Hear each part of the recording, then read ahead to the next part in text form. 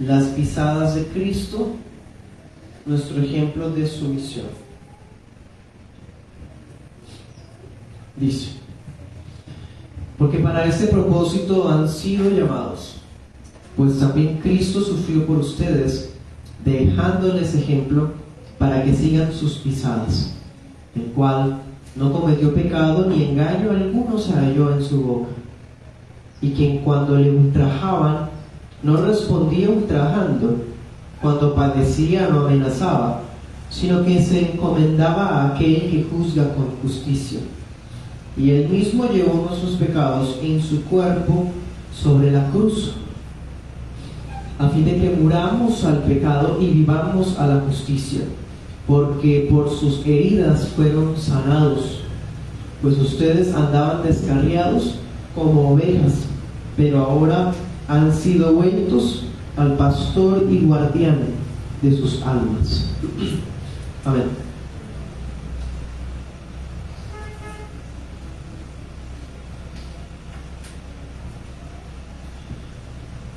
Recordemos, hermanos, lo que hemos estado hablando recientemente.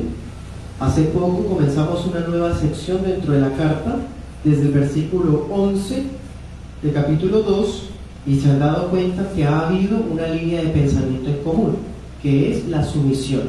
Inicialmente, el apóstol habló de la sumisión con relación a las autoridades civiles, luego habló de la relación que debía cumplir el que había caído en esclavitud frente a su amo, con las subsiguientes aplicaciones en las demás relaciones que hay de subordinación.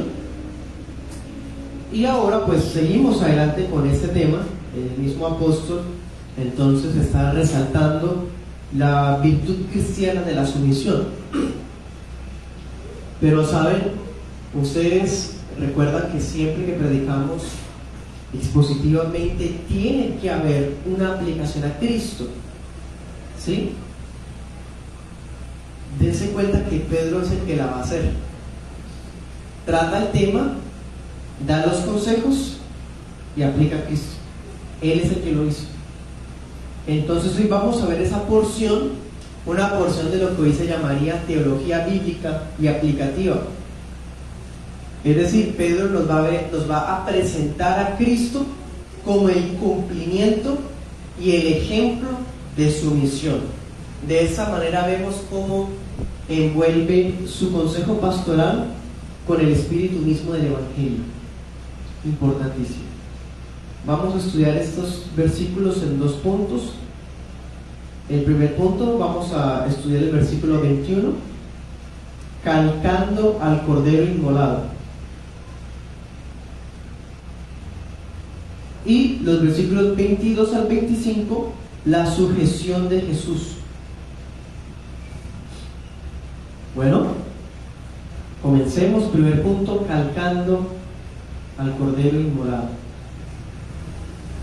al Cordero de Dios. Dice en la Reina Valera 60, primera de Pedro 2, 21. Pues para esto fueron llamados, porque también Cristo padeció por nosotros, dejándonos ejemplo para que sigan sus pisadas. ¿Para qué hemos sido llamados por Dios los cristianos? Para ser felices, prósperos, saludables, exitosos. Dejémosle esas metas banales al mundo de los falsos convertidos. Los peregrinos elegidos, hemos estado viendo en el contexto, ellos están inmersos en una lucha. ¿Se acuerdan? Hay unos deseos carnales que batallan en el interior contra el alma. Y comprobamos que esos deseos que están batallando, Pedro no está pensando en otros tipos de pecados, pues se podrían incluir, pero inicialmente está pensando en ¿qué? En los impulsos por defendernos, por autocomplacernos, por autoexaltarnos. Los peregrinos luchamos con eso y podemos dar esa batalla porque el Espíritu Santo nos guía hacia una vida de abnegación, de sujeción y de humildad, aun cuando sufrimos abusos, malos tratos y difamaciones. Esa es la idea que el apóstol está enseñando, ¿sí? Y tan es así que habla con una autoridad, no se dan cuenta, pareciera como los profetas de antaño, o como lo que es el líder de los apóstoles, y claramente nos dice cuál es la voluntad de Dios. ¿Cuál es la voluntad de Dios? La sumisión. Dice, pues para esto nos llamó Dios. ¿Para qué? Según el contexto, para sufrir. Según el contexto, para sujetarnos. Según el contexto, para seguir las pisadas de Cristo. Leamos 1 Tesalonicenses 3:3. Versículos como estos están nublados para los que abrazan el falso evangelio de la prosperidad. 3:3 dice, aquí Pablo les dice, yo les escribí a ustedes por medio de Timoteo una carta, esta de Tesalonicenses, dice, a fin de que nadie se inquiete por estas tribulaciones, porque ustedes mismos saben que para esto estamos puestos. ¿Para qué? Para tribulaciones. Porque también estando con ustedes les predecíamos que íbamos a pasar tribulaciones, como ha acontecido y saben. Tribulaciones. El cristiano, o mejor dicho, el sufrimiento es parte del discipulado cristiano, es parte de la vida cristiana. Hermanos, si la vida cristiana que estamos llevando no ha tenido sufrimientos, entonces algo anda muy mal. La vida cristiana va a demandarnos sacrificios y sufrimientos, y si a su merced no le ha costado ningún tipo de sufrimiento o sacrificio, debe dudar de que está siguiendo a Cristo. El Señor está diciendo, para esto fuimos llamados, sufrir. 2 Timoteo 3:12, anótelo, para ser perseguidos. ¿Alguna vez alguien lo ha difamado a usted por su fe? ¿Se ha burlado, lo ha perseguido laboralmente por ello? ¿Ha sido usted objeto de chismes, murmuraciones o malos tratos de su familia o de sus superiores? Ese es el Evangelio. Eso es parte del camino cristiano. El Señor Jesús mismo nos lo advirtió. Leamos Juan 15:18. Juan 15:18. Dice, si el mundo los aborrece, sepan que a mí también me ha aborrecido antes que a ustedes. Si ustedes fueran del mundo, el mundo amaría lo suyo, pero porque no son del mundo, antes yo los elegí del mundo, por eso el mundo los aborrece. Acuérdense de la palabra que yo les he dicho, el siervo no es mayor que su Señor. Si a mí me han perseguido, también a ustedes los perseguirán. Si han guardado mi palabra, también guardarán la de ustedes. ¿Sí? Anote ese texto también, Filipenses 3:10. En otras palabras, el sufrimiento y la persecución son parte de la vida cristiana, porque el sufrimiento es parte de la voluntad de Dios para los cristianos, porque el sufrimiento es parte de la sumisión de los cristianos. Ojo con esto, de acuerdo al contexto que estamos estudiando, no es el sufrimiento de la autocompasión, pobrecito yo, es que no me valoran, o porque tengo que pasar una, salgo de una y me meto en otra. Ay.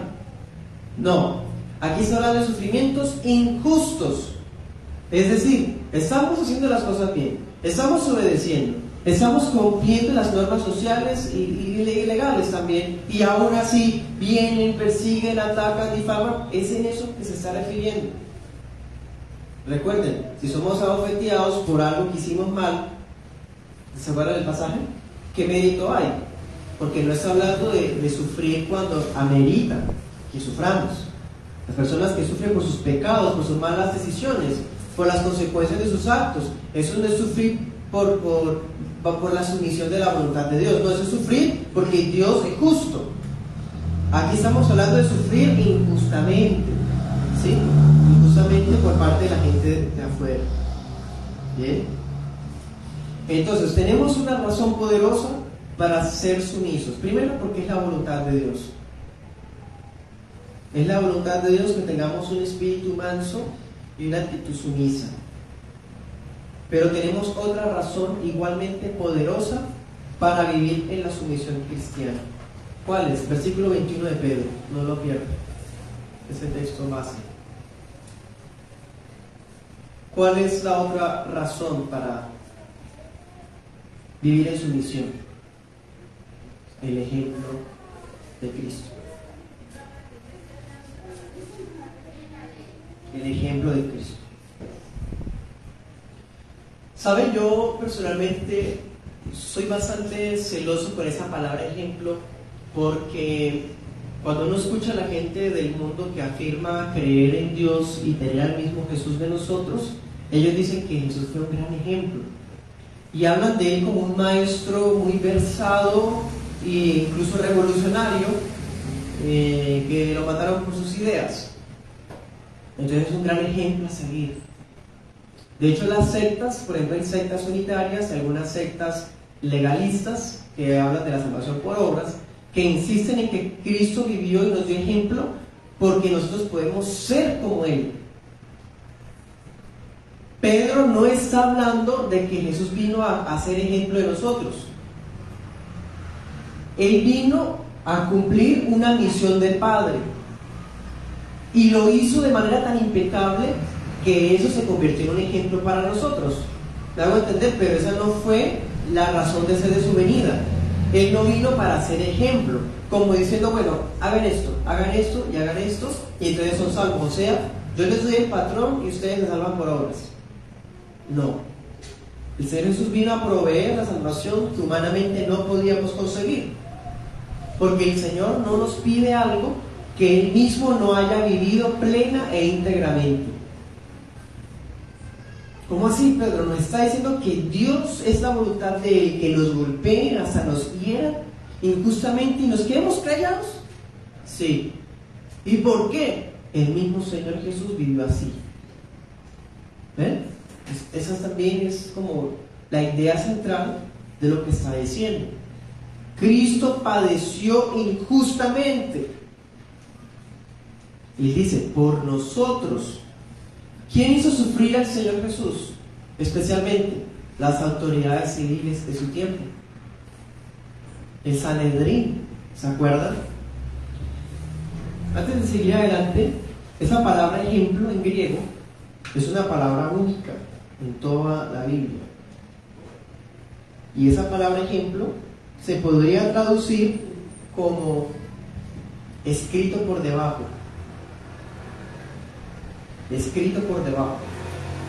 Porque Pedro, cuando escribe su carta, él está pensando en esos pergaminos, esos papiros que se colocaban sobre unas letras o caracteres para ser trazados, ¿sí? Y se pudiera escribir correctamente. Como cuando uno va a calcar algo, ¿sí? Y debe escribirlo tal cual como está debajo. Eso es lo que quiere decir, ejemplo. De hecho, la expresión también se usó, por ejemplo, recordemos cuando estábamos pequeñitos o con nuestros niños. Hay cuadernos de caligrafía donde en la parte de arriba está la letra como debe escribirse, mayúscula, minúscula, en cursiva, y el niño va a hacer unas planas, imitando el patrón. Bueno, esa es la idea. Ese es el ejemplo. El Señor nos vino a dar el patrón que nosotros debemos imitar. Esa es la idea, lo que se está diciendo, lo que debemos imitar. Dice el apóstol, el Señor nos dejó sus pisadas para que las sigamos. Dejó plasmado un rastro que podemos seguir y está claramente allí, podemos seguirlo. El Señor nos dejó unos trazos que podemos calcar para aprender a escribir bien. ¿Ven? Esa es la idea, la enseñanza que está el apóstol enseñando. Impresionante. O sea, nuestra vida cristiana es más complaciente a los ojos de Dios en la medida en que calquemos a Cristo. En la medida en que calquemos al Cordero de Dios.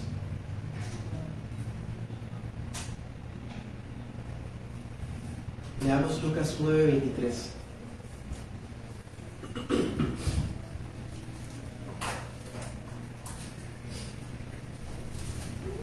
Estos papiros que les comento, estos trazos que se copiaban, que se seguían, era la manera como antes se hacían copias.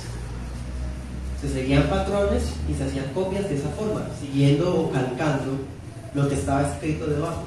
Esa es la idea que está el apóstol dando a entender. Lucas 9:23 dice: si alguno quiere venir en pos de mí, niéguese a sí mismo, tome su cruz cada día y sígame, porque el que quiere salvar su vida la perderá, pero el que pierda su vida por causa de mí, ese la salvará. He ahí el discipulado cristiano. Y tomar la cruz, una cruz que él también llevó, es imitar su ejemplo. Amén. Segundo punto, vamos a ver la sujeción de Jesús, versículos 22 al 25.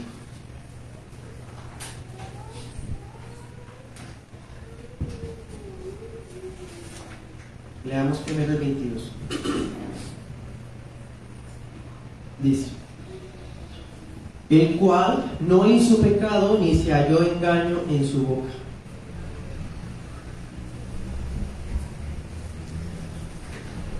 No ha habido jamás un ser humano que nunca haya pecado. Solo Jesús. Él nunca pecó ni engañó a nadie con su boca. Y aún así fue ofendido, maldecido, difamado. Aún así fue acusado, condenado y herido profunda y físicamente. Y nunca pecó. Él es el impecable, inmaculado. Leamos 1 de Juan 3:5.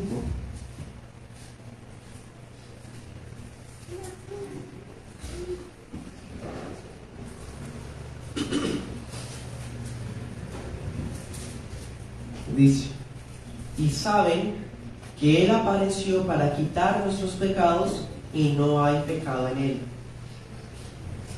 No hay, ni hubo, ni habrá.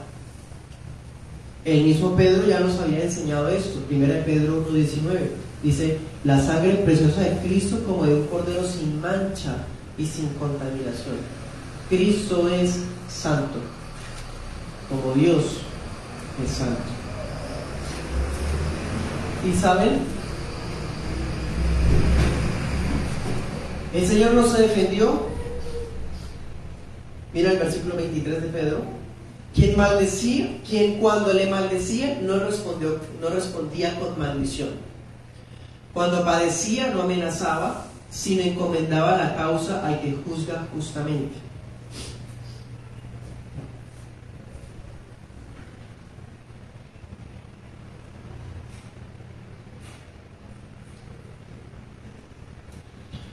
El mismo apóstol Pedro, ¿se acuerdan? Anota el texto, Mateo 26, 57 al 68. La noche que el Señor fue arrestado, lo llevaron al juicio del Sanedrín, ¿quién lo estaba siguiendo de lejos? Pedro. Él llegó hasta el patio de donde estaba. ¿Y se acuerdan que hubo un momento en que el Señor volvió a mirar cuando cantó el gallo y lo habían negado? Quiere decir que antes de cantar el gallo, Pedro fue testigo de que el Señor nunca maldijo, no dijo nada. Él pudo ver el juicio de Jesús por parte del Sanedrín. El Señor se mantuvo callado ante los golpes, los falsos testimonios, las maldiciones y los injustos. Él puede decir con esta carta: yo vi eso, yo soy testigo de eso, yo estaba ahí. Y alcanzaba a escuchar cuando lo maldecía, pero él no decía nada. Bien, entonces, si habláramos de un sufrimiento que haya sido injusto en todo el sentido de la palabra, es el que Cristo padeció. Miren la idea de Pedro. ¿Hemos sufrido injustamente alguna vez? Sí. ¿Hemos sufrido a pesar de hacer las cosas bien hechas, conforme a la voluntad de Dios y a las normas de los hombres, y aún así hemos sufrido? ¿Eso es injustamente? Sí. Pero tenemos pecado. Todos tenemos pecado. Y de una u otra manera ha habido pecado hasta en el pensamiento. Muchas veces amargura, esa autocompasión, esa deseo de venganza, ¿cierto? Rabia. Hemos pecado. Pero el Señor Jesús sufrió injustamente y Él nunca había pecado. O sea, hermanos, ¿cuál fue la respuesta de Cristo frente a el sufrimiento injusto? No hubo insultos, no hubo maldiciones, no hubo amenaza. Por el contrario, ¿qué dice el pasaje? En silencio se encomendó a sí mismo y a su causa a aquel que juzga justamente. Un pasaje que comprueba, a propósito, la Trinidad de Dios. Porque pensemos algo. ¿Acaso no es Él el Dios Santo que puede juzgar al mundo con su verdad inmarcesible? ¿No es Él quien fue colocado como juez de vivos y muertos? ¿Por qué dice que dejó la causa al que juzga justamente? ¿No es Él mismo? Hay otro, es el Padre. De ahí la doctrina de la Trinidad.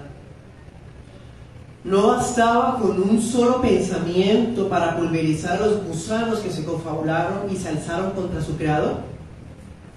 Sí. Pero entonces, ¿cómo podía cumplir la misión? ¿No vino precisamente a cumplir la voluntad del Padre? O sea, Él estaba bajo sujeción del Padre y por eso nunca se defendió. Ahora pensemos algo, hermanos. Estos cristianos que están leyendo esta carta por primera vez, recordemos, están expatriados, dispersados, y algunos tuvieron la desdicha de caer bajo esclavitud. O pensemos, quizás alguno había sufrido injustamente de una autoridad. Algún guarda lo agarró a golpes, algún vecino lo acusó falsamente y le dieron azotes, y como no son ciudadanos romanos, pues hermanos, los dejaban casi muertos de golpes, heridos, heridas sangrientas. El texto griego que usaba Pedro da a entender que eran heridas traumáticas, como heridas de sangre, moretones y demás.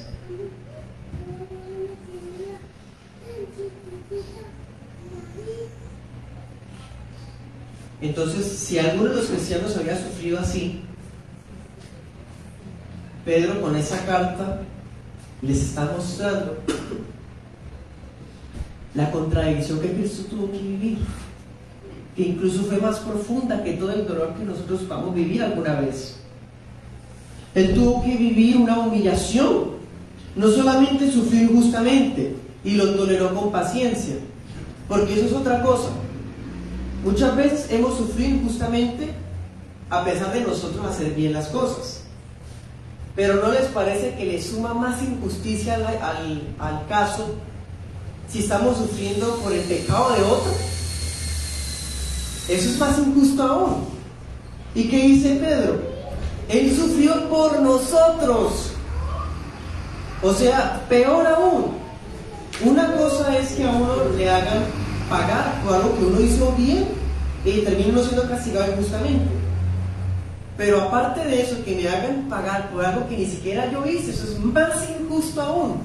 Y está diciendo Pedro, él no solo sufrió injustamente y lo toleró con paciencia, sino que estaba asumiendo el sufrimiento por la causa y la culpa de otros. ¿Quiénes? ¡Nosotros! Eso es más injusto aún. Hermanos, entonces nuestros sufrimientos y humillaciones, nadie está diciendo que eso no nos pasa, eso nos está pasando y nos va a pasar porque es característica del cristianismo. Pero lo que estamos diciendo es que si miramos al Evangelio, todas esas cosas son poca cosa frente al eterno verbo de Dios siendo tratado como un vil criminal por sus creaciones traidoras. No hay comparación. Nuestra ansiedad, nuestra depresión, los abusos que suframos, las burlas, golpes, lo que sea, no se compara a lo que Cristo vivió nunca. Y eso sirve como de aliciente, de consuelo, de fortaleza. Él me está pidiendo algo que vivió y me da la fuerza para soportarlo.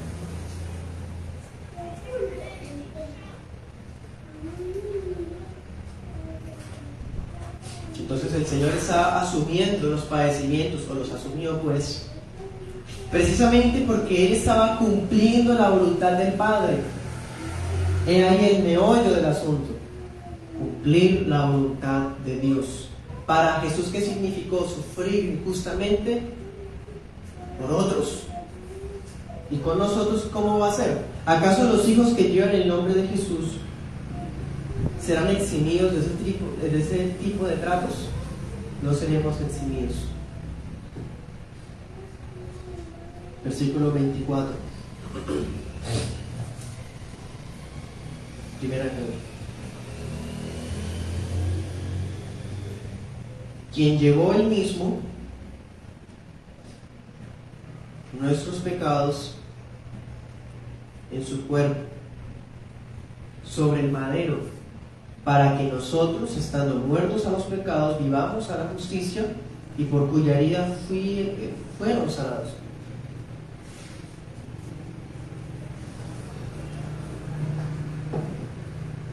Cuando estudiaba el pasaje, hermanos, una de las cosas que me impactó, bueno, es que uno aprende tanto con cada detalle, pero una de las cosas que quiero compartirles es que Pedro está enseñando, haciendo la aplicación a Cristo, como hemos visto, pero lo hace basado en Isaías 53. Vamos para allá.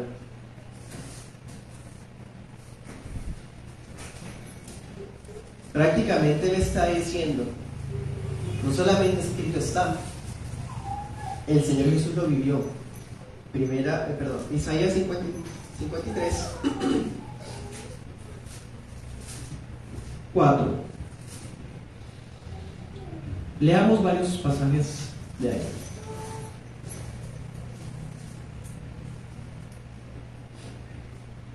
Dice: ciertamente llevó Él nuestras enfermedades y sufrió nuestros dolores, y nosotros le tuvimos por azotado, por herido de Dios y abatido. Mas Él herido fue por nuestras rebeliones, molido por nuestros pecados. El castigo de nuestra paz fue sobre Él, y por su llaga fuimos nosotros curados. Miren el 9. Y se dispuso con los impíos su sepultura, mas con los ricos fue en su muerte, aunque nunca hizo maldad, ni hubo engaño en su boca. Miren el 7. Angustiado él y afligido, no abrió su boca. Como cordero fue llevado al matadero, y como oveja delante de sus trasquiladores, enmudeció y no abrió su boca. Versículo 11. Verá el fruto de la aflicción de su alma y quedará satisfecho. Por su conocimiento justificará mi siervo justo a muchos y llevará las iniquidades de ellos. Por tanto, yo le daré parte con los grandes y con los fuertes repartirá despojos, por cuanto derramó su vida hasta la muerte y fue contado con los pecadores, habiendo él llevado el pecado de muchos y orado por los transgresores.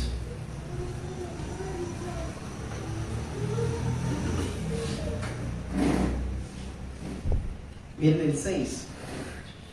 Todos nosotros nos descarriamos como ovejas, cada cual se apartó por su camino, mas Jehová cargó en él el pecado de todos nosotros.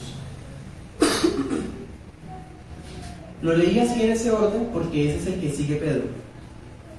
Como su discurso va por ese orden. Impresionante. Ahí está el Evangelio, hermanos. Pero ahí. Y miren la expresión, ¿no? Porque hay un detalle que no sé si se dieron cuenta. Pues vamos a Pedro. ¿En qué versículo o en qué momento Pedro habla de cruz? Pedro no le dice cruz, Pedro le dice madero. Y es un detalle que pues uno dice es un sinónimo. Sí, pero es que Pedro tiene otra cosa en mente. Anote sus textos, Hechos 5:30 y 10:39.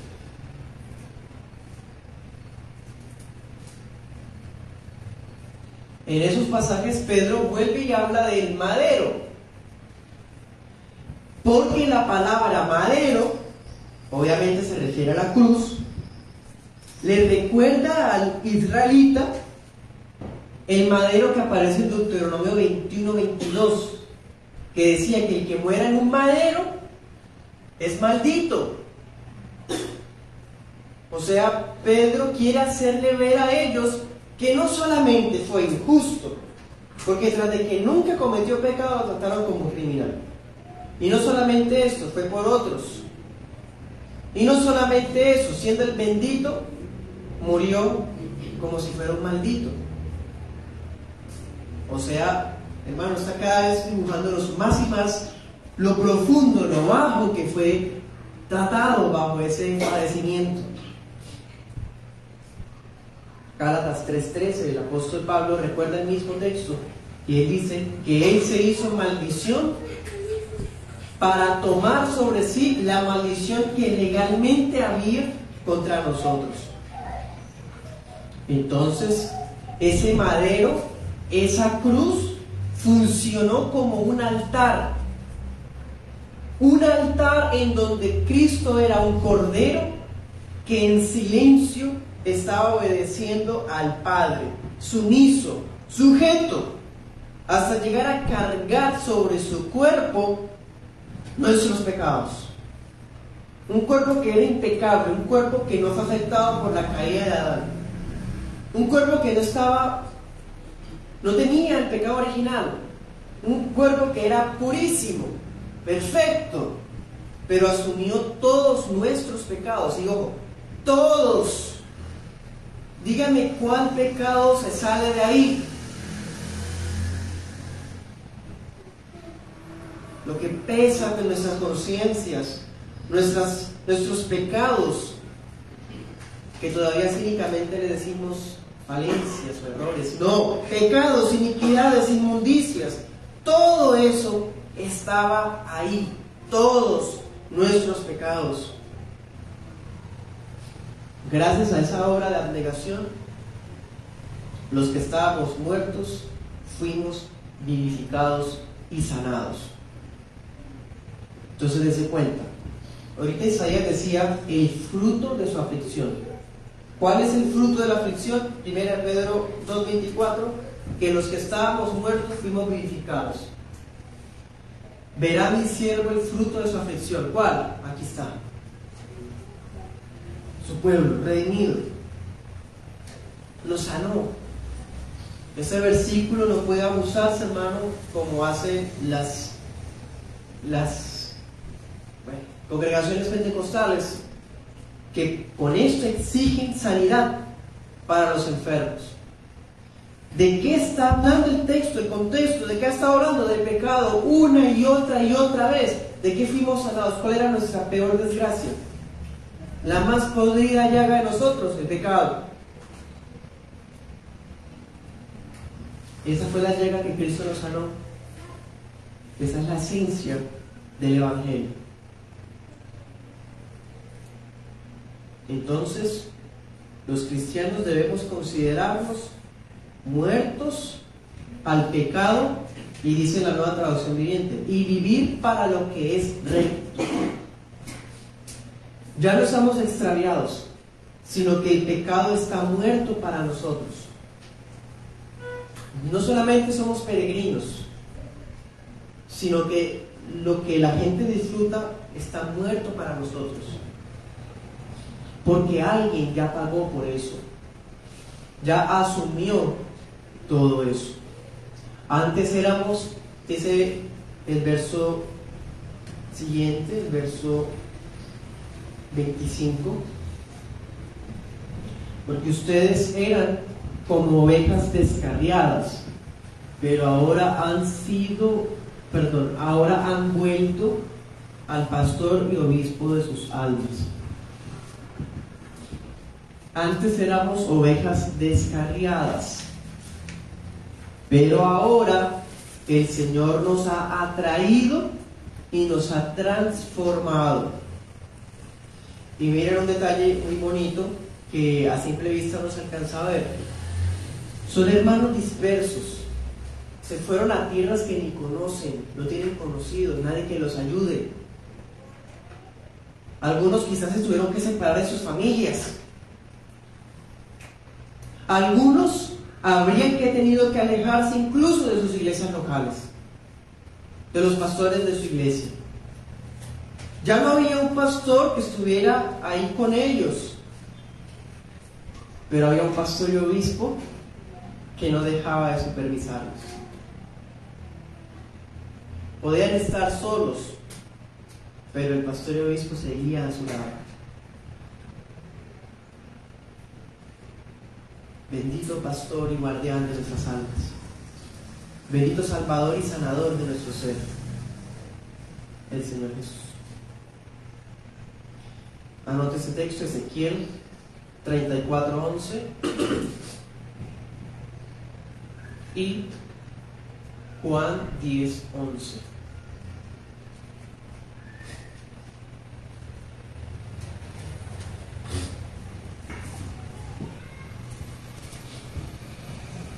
Para terminar, digamos dos aplicaciones.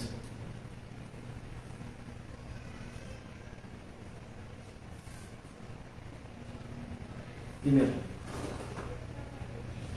¿cuál es la actitud que nos debe marcar cuando un gobernante o una autoridad no tiene el carácter apropiado para dirigir? Sumisión. Ya vimos, la sumisión no depende del carácter del otro, sino de la posición que Dios entregó a ese otro. ¿Cómo debemos responder ante un padre o una madre exasperantes? Con todo respeto, como decía el pasaje. ¿Cuál es el secreto para que las esposas toleren tratos injustos de sus maridos? La sumisión de Cristo. La respuesta a todas esas preguntas es la causa de Cristo, el ejemplo de Cristo. Entonces, hermanos, ¿en dónde queda nuestro orgullo y nuestro anhelo por la felicidad? Son pocas cosas, son cosas ridículas en comparación a este gran estándar de vida del Evangelio. Si alguna vez nos quejamos por no ser tratados como merecemos, miremos a aquella cruz en donde el único merecedor de todo buen trato recibió lo que lo merecía. Diría Spurgeon en alguna ocasión: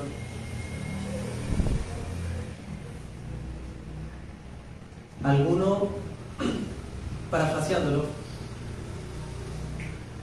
aquella persona que habla de mí no me conoce completamente. Y qué bueno, porque lo que él dice de mí es poco de lo malo que realmente soy. Parafraseándolo, tiene mucho sentido, hermanos, con base en eso que estamos viendo. A la sombra de la cruz, toda la autoadmiración que tenemos, toda la autocompasión que sufrimos, todas las ganas de defendernos a nosotros mismos y todo el anhelo por la búsqueda de la realización personal queda humillado. La cruz humilla todo esto.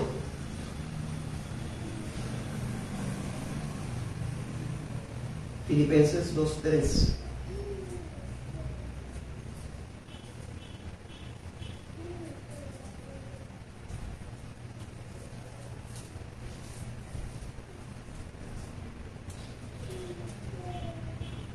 Nada hagan por contienda o por vanagloria, antes bien con humildad, estimando cada uno a los demás como superiores a él mismo, no mirando cada uno por lo suyo propio, sino cada cual por lo de los otros. Haya pues en ustedes este sentir que hubo también en Cristo Jesús, el cual, siendo en forma de Dios, no estimó el ser igual a Dios como cosa que aferrarse, sino que se despojó a sí mismo, tomando forma de siervo, hecho semejante a los hombres, y estando en la condición de hombre, se humilló a sí mismo, haciéndose obediente hasta la muerte y muerte de cruz, por lo cual Dios también le exaltó hasta lo sumo y le dio un nombre que es sobre todo nombre. Ese es el Evangelio. Segunda aplicación: el mundo ama ser autoridad y considera la sumisión como una tontería ridícula. No sea bobo, no se deje, no hay que ser mensos. ¿Ustedes han escuchado eso? 1000 veces. Para el mundo la sumisión es digna de lástima, pero la sumisión es el cuaderno de caligrafía que Dios nos ha dado para que aprendamos a escribir.